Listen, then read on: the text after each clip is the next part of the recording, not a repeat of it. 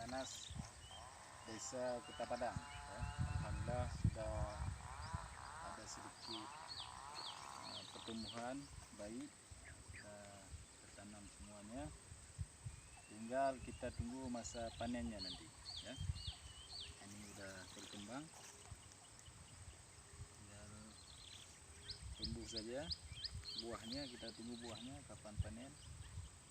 Semoga kita berhasil dalam hal menanam buah nanas ini di lahan gambut yang kita sediakan dari Desa Kota Padang, Layung, Kecamatan Buun, Kabupaten Aceh Barat. Sini ada juga pohon jagung ya. Ada jagung, ini masih ada tanaman hutan, kebun karet. Ini ada paritnya dengan air.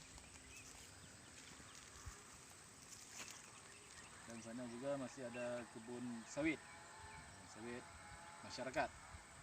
Ini punya desa, dikembangkan supaya menjadi produktif bagi masyarakat kita Desa Kota Padang.